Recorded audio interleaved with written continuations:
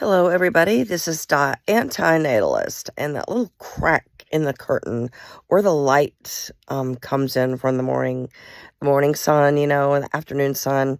I always hate that little crevice, and it always seeps out. I have these blackout curtains, but at the top where the curtains do not, cover way beyond the window, the light seeps in, and it's very annoying. And I think a lot of my friends on Facebook had also had the same issue with their curtains, and they hated it because it woke them up. But anyway, I had this idea today, and it's about the invasiveness and the um, um, the invasiveness of life, and it doesn't end when we're dead. And so during our lives, we can be ordered to give biological samples.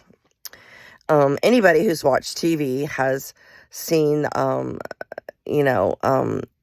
guy on a hospital gurney with police officers nearby. And they give the man Lasix in order for him to urinate so he can get a specimen to see which drugs he has ingested. And fellows can be asked to give a biological sample to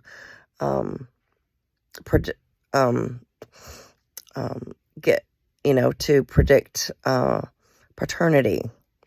We can also be forced to give blood samples for DNA and to prove whether, you committed a crime or not. And, it's a total gamut of invasiveness and intrusiveness while we're alive. However, that invasion does not end when we're alive. Depending on the matter of our death, an autopsy can be performed.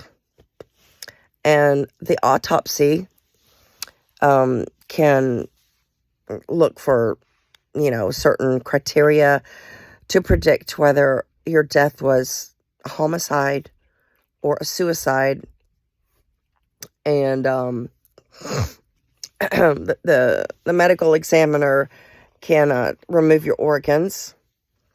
They can detect whether you were a heavy drinker or a heavy drug user.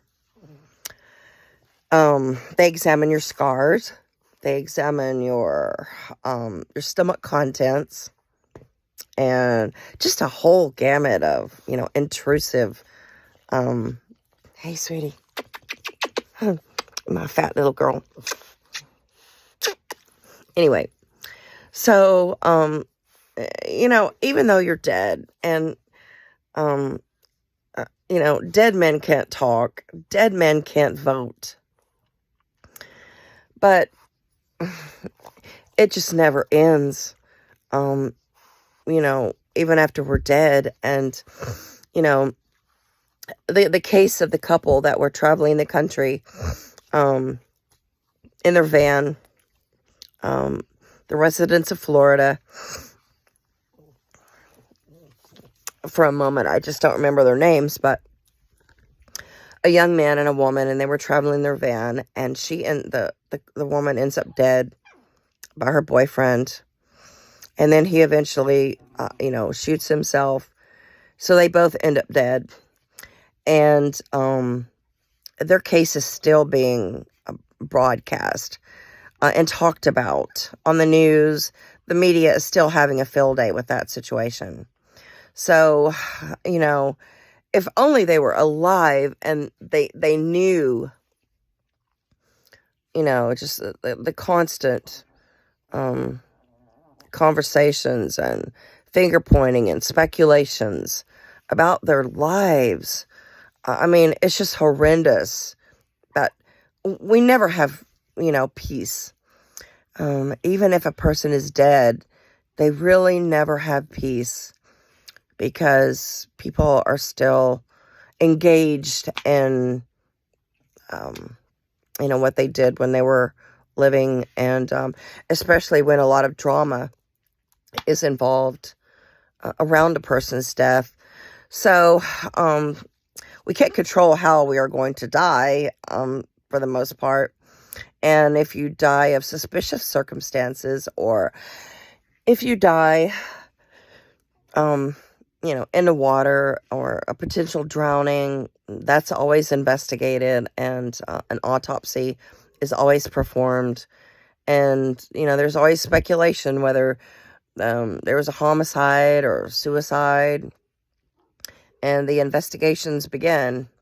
So I just consider it very, very intrusive. Like, the matter of just being born, from the moment you are placed into existence, you are enduring a host of invasive procedures, and the government owns you, the courts own you. I mean, if a man is suspected of rape or fathering a child, he has to give biological samples, and the man could be totally innocent.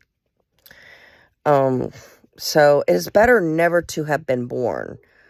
It is better to just stay in that peaceful oblivion of non-existence, because our lives are invaded and intruded upon, and nobody would want that for their lives. Nobody solicits invasion. So thank you for watching.